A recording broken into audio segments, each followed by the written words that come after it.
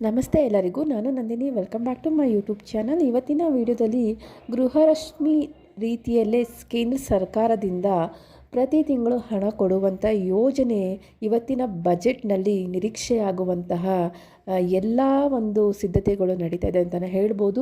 ಇವತ್ತಿನ ಬಜೆಟ್ನಲ್ಲಿ ಈ ರೀತಿಯ ಒಂದು ಯೋಜನೆನ ಘೋಷಣೆ ಮಾಡ್ತಾರೋ ಇಲ್ವೋ, ಮತ್ತು ಯಾಕೆ ಮಾಡ್ತಾರೆ, ಯಾವ ರೀತಿಯ ಒಂದು ಘೋಷಣೆ ಆಗಿರುತ್ತೆ, ಎಲ್ಲದ್ರ ಬಗ್ಗೆ ನಾನು ಈ ವಿಡಿಯೋದಲ್ಲಿ ನಿಮಗೆ ತಿಳಿಸ್ಕೊಡ್ತೀನಿ. ಅದಕ್ಕೂ ಮುಂಚೆ ನೀವೇನಾದರೂ ಫಸ್ಟ್ ಟೈಮ್ ನಮ್ಮ ಚಾನಲ್ ನೋಡ್ತಾ ಇದ್ದರೆ ಪ್ಲೀಸ್ ಸಬ್ಸ್ಕ್ರೈಬ್ ಮಾಡ್ಕೊಂಡು ನೋಡಿ. ನಮ್ಮ ರಾಜ್ಯ ಸರ್ಕಾರ ಇವಾಗ ಮಹಿಳೆಯರಿಗೆ ಅನುಕೂಲ ಆಗಬೇಕು ಅಂತ ಗ್ಯಾರಂಟಿ ಯೋಜನೆಗಳಲ್ಲಿ ಗೃಹಲಕ್ಷ್ಮಿ ಯೋಜನೆಯನ್ನು ಸಹ ಒಂದು ತಂದಿದೆ. ಅದರಿಂದಾಗಿ ಬಹಳಷ್ಟು ಮಹಿಳೆಯರಿಗೆ ಪ್ರತಿ ತಿಂಗಳು ಹಣ ಸಿಗೋದರ ಮೂಲಕ ಅವರು ಒಂದಷ್ಟು ಅನುಕೂಲಗಳಾಗ್ತಾಯಿದೆ ಅಂತಲೇ ಹೇಳ್ಬೋದು. ಹಾಗೂ ಇದು ಬಹಳಷ್ಟು ಯಶಸ್ವಿಯಾಗಿರೋ ಕಾರಣ ಕೇಂದ್ರ ಸರ್ಕಾರದವರು ಇದರ ಬಗ್ಗೆ ಚಿಂತನೆಯನ್ನು ಮಾಡಿದ್ದಾರೆ. ಕರ್ನಾಟಕದಲ್ಲಿ ಈ ರೀತಿಯ ಒಂದು ಗೃಹಲಕ್ಷ್ಮಿ ಯೋಜನೆ ಯಶಸ್ವಿಯಾಗಿ ಬಡ ಮಹಿಳೆಯರಿಗೆ ಬಹಳಷ್ಟು ಅನುಕೂಲ ಆಗಿರೋದನ್ನು ಗಮನಿಸಿದಂಥ ಕೇಂದ್ರ ಸರ್ಕಾರ, ನಾವು ಯಾಕೆ ಈ ರೀತಿಯ ಒಂದು ಪ್ರತಿ ತಿಂಗಳು ಹಣ ಕೊಡುವಂತಹ ಒಂದು ಯೋಜನೆಯನ್ನು ಯಾಕೆ ತರಬಾರ್ದು, ಮಹಿಳೆಯರಿಗೆ ಇದರಿಂದ ಅನುಕೂಲವೂ ಆಗುತ್ತೆ, ಹಾಗೂ ನಮ್ಮ ಒಂದು ಸರ್ಕಾರಕ್ಕೂ ಸಹ ಒಳ್ಳೆಯ ಹೆಸರು ಸಿಗುತ್ತೆ. ಮಹಿಳೆಯರಿಗೆ ಹಣ ಕೊಟ್ಟರೆ ಅವರು ಯಾವುದನ್ನು ವೇಸ್ಟ್ ಮಾಡದಿರೋ ಒಂದು ಒಳ್ಳೆಯ ರೀತಿಯಲ್ಲಿ ಖರ್ಚು ಮಾಡ್ತಾರೆ.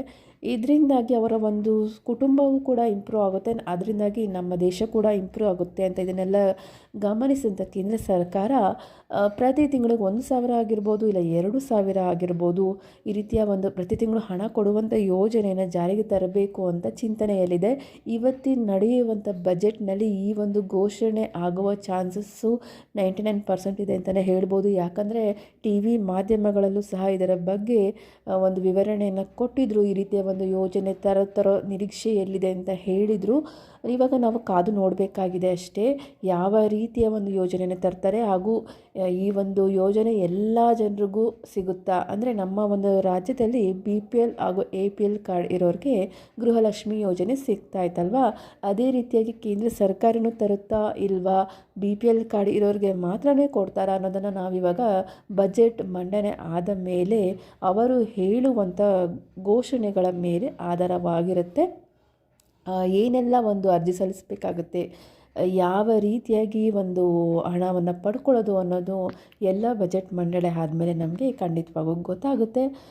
ಹಾಗೆಯೇ ಬೇರೆ ರಾಜ್ಯಗಳಲ್ಲೂ ಸಹ ಈ ರೀತಿಯ ಒಂದು ಹಣ ಕೊಡುವಂಥ ಯೋಜನೆಗಳಿದೆ. ಒಡಿಸ್ಸಾ ಆಗಿರ್ಬೋದು, ಮಧ್ಯಪ್ರದೇಶ ಆಗಿರ್ಬೋದು, ತಮಿಳುನಾಡು ಆಗಿರ್ಬೋದು, ಈ ರೀತಿಯ ಒಂದು ಹಲವಾರು ರಾಜ್ಯಗಳಲ್ಲಿ ಮಹಿಳೆಯರಿಗೆ ಹಣ ಕೊಡ್ತಾ ಇರೋದ್ರಿಂದ ಅವರ ಒಂದು ರಾಜ್ಯ ಸರ್ಕಾರಕ್ಕೂ ಹೆಸರು ಬಂದಿದೆ, ಹಾಗೂ ಮಹಿಳೆಯರಿಗೂ ಅನುಕೂಲ ಆಗ್ತಾ ಇದೆ. ಅದಕ್ಕಾಗಿ ಇಡೀ ದೇಶಕ್ಕೆ ನಾವು ಸಹ ಕೊಡಬೇಕು ಅಂತ ಕೇಂದ್ರ ಸರ್ಕಾರ ನಿರ್ಧಾರ ಮಾಡಿದೆ. ಇಡೀ ದೇಶಕ್ಕೆ ಕೊಟ್ಟರೆ ಪ್ರತಿ ರಾಜ್ಯದ ಮಹಿಳೆಯರಿಗೂ ಸಹ ಕೇಂದ್ರ ಸರ್ಕಾರದಿಂದ ಪ್ರತಿ ತಿಂಗಳು ಹಣ ಸಿಗೋ ಹಾಗೆ ಆಗುತ್ತೆ. ಇದು ಒಂದು ಒಳ್ಳೆಯ ಒಂದು ಖುಷಿಯ ವಿಚಾರ ಅಂತಲೇ ಹೇಳ್ಬೋದು. ಯಾಕಂದರೆ ಬಡ ಒಂದು ಮಹಿಳೆಯರ ಒಂದು ಅನುಕೂಲಕ್ಕಾಗಿ ಈ ರೀತಿಯ ಮಾಡ್ತಾ ಇರೋದು ಕೇಂದ್ರ ಸರ್ಕಾರ ಒಳ್ಳೆಯದಾಗಿದೆ. GST ಕಟ್ಟಿ, ಟ್ಯಾಕ್ಸ್ ಕಟ್ಟಿ ಬಡ ಜನರು ಅಂತೂ ಬದುಕೋದೇ ಕಷ್ಟ ಆಗಿದೆ ಇವತ್ತಿನ ಕಾಲದಲ್ಲಿ. ಈ ರೀತಿಯಾಗಿ ಒಂದಷ್ಟು ಯೋಜನೆಗಳನ್ನು ತಂದರೆ ಖಂಡಿತವಾಗ್ಲೂ ಪ್ರತಿ ಕುಟುಂಬಕ್ಕೂ ಅನುಕೂಲ ಆಗುತ್ತೆ ಅಂತಲೇ ಹೇಳ್ಬೋದು. ನೋಡೋಣ ಯಾವ ರೀತಿಯಾಗಿ ಈ ಒಂದು ಯೋಜನೆಯನ್ನು ತರ್ತಾರೆ ಅಂತ. ಬಜೆಟ್ ಮಂಡನೆ ಆದಮೇಲೆ ಇದರ ಬಗ್ಗೆ ಎಲ್ಲ ನಾನು ಮತ್ತೆ ನಿಮಗೆ ವಿಡಿಯೋ ಮಾಡಿ ತಿಳಿಸ್ಕೊಡ್ತೀನಿ. ಅದಕ್ಕೆ ನೀವು ನಮ್ಮ ಚಾನಲ್ನ ಸಬ್ಸ್ಕ್ರೈಬ್ ಮಾಡ್ಕೊಂಡಿಟ್ಕೊಂಡ್ರೆ ನಿಮಗೆ ಪ್ರತಿನಿತ್ಯ ಡೈಲಿ ಅಪ್ಡೇಟ್ಸ್ ಎಲ್ಲನೂ ನೀವು ಪಡ್ಕೋಬೋದು. ಈ ಮಾಹಿತಿ ನಿಮಗೆ ಯೂಸ್ಫುಲ್ ಅನಿಸಿದರೆ ಲೈಕ್ ಮಾಡಿ, ಹಾಗೂ ಎಲ್ಲರಿಗೂ ಶೇರ್ ಮಾಡಿ. ಮತ್ತೆ ಸಿಗೋಣ ಮುಂದಿನ ವಿಡಿಯೋದಲ್ಲಿ. ವಿಡಿಯೋ ನೋಡಿದ್ದಕ್ಕಾಗಿ ಧನ್ಯವಾದಗಳು.